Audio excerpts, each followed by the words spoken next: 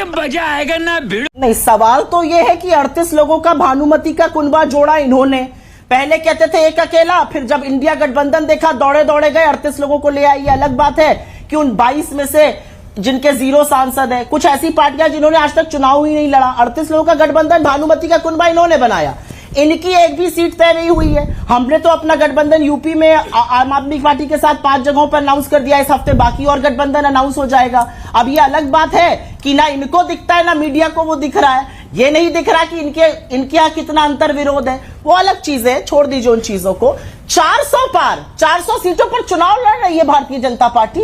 मैं तो ये पूछना चाहती हूँ, 400 सीटों पर चुनाव नहीं लड़ रहे, 400 पर। अरे 400 में कंफ्यूज हो गए। ये 400 BC का नहीं चुनाव है, ये लोकसभा का चुनाव है। अभी चाय वाले हैं, फिर गाय वाले आएंगे। कितने भी चिल्ला लो, आएगा 2024 में मोदी ही।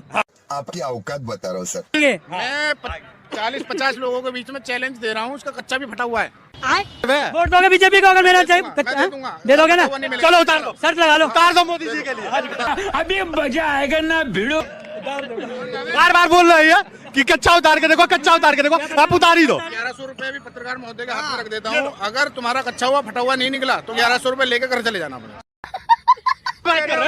जब से आए ताना मार रहे हो भाई। 500 में भी 500 रुपए और आ गया।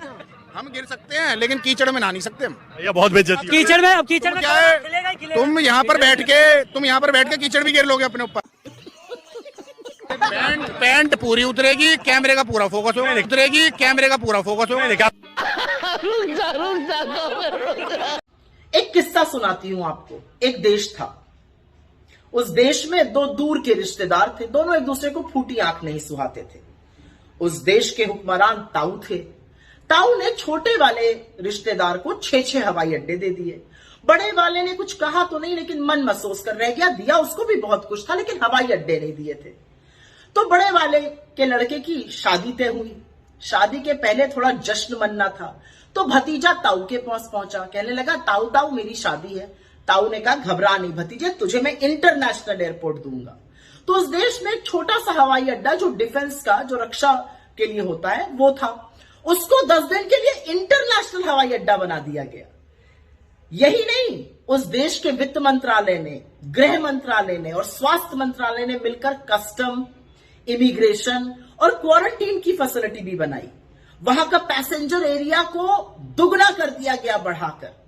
वहां पर सुरक्षा कर्मियों की तैनात डबल कर दी गई, कर्मचारी डबल कर दिए गए, ग्राउंड हैंडलर्स डबल कर दिए गए। वहां की वायुसेना ने भी डबल कर दी अपने लोगों की तादाद। और यही नहीं, जो संवेदनशील एरिया था उस एयरपोर्ट का, जहां पर किसी को जाना अलाउड नहीं था, उसको भी भतीजे की शादी और जश्न के लिए खोल दिया गया।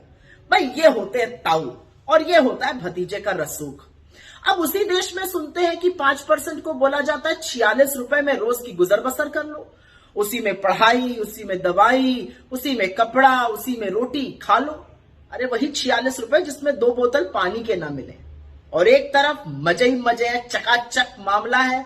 गेस्ट आ रहे हैं, छोटे से एयरपोर्ट को इंटरनेशनल एयरपोर्ट 10 दिन के लिए बना दिया गया है। अब आप कहेंगे कि मेरी इस कहानी का आधार क्या है?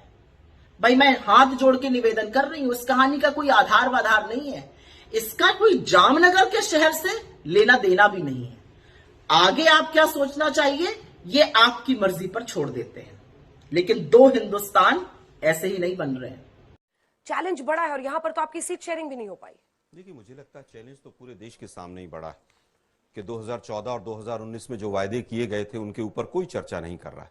1,76,000 करोड़ का घोटाला हो गया और उसके बाद 1 साल तक किसी व्यक्ति को न जेल में डाला गया, ना कुछ हुआ और केस बंद कर दिया गया। आज कह रहे हैं साहब वो बेल पे हैं, वो भ्रष्टाचारी हैं, वो ऐसा। अरे भाई 12 साल हो गए आपकी सरकार पकौड़े तल रही, 12 साल आज तक उस केस को चलते हुए। अरे भाई उस केस को चलते हुए, जिस केस का आपने जिक्र किया है, 12 साल में प्रिलिमिनरी इंक्वायरी जिस सरकार से नहीं होती उसको तो निर्लज्जता से डूब के मर जाना चाहिए। ये वही प्रधानमंत्री हैं जो ओ दीदी दीदी ओ दीदी, एक पुल गिरा था, उसके बाद गुजरात में 20 पुल गिर गए, जबान नहीं खुलती है इनकी। गंगा की बात कर रहे, गंगा की तरह पवित्र।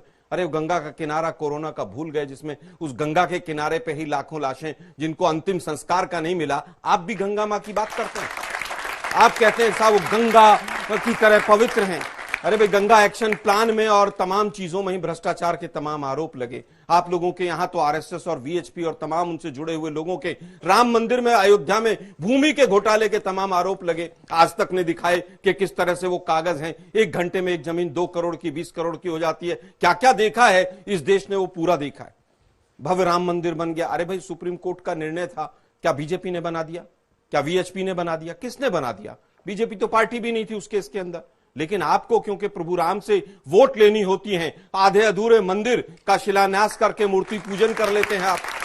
हमारे सवालों का जवाब मत दीजिए, कम से कम हिंदू धर्म के जो 4 शंकराचार्य हैं उन्हीं के सवालों का जवाब दे दीजिए कि भाई किस तरह की मूर्ति पूजन हुई है, क्या वो प्राण प्रतिष्ठा ठीक थी कि नहीं थी। अब बात करते हैं यूसीसी आ गया, यूसीसी आ गया। यूसीसी में क्या है भाई? एससी एसटी उसमें नहीं, ट्राइबल उसमें नहीं, महिला वहां पर शादी करके जाएगी वो उसमें नहीं, रिजर्वेशन उसमें नहीं, लैंड का एक्ट उसमें नहीं।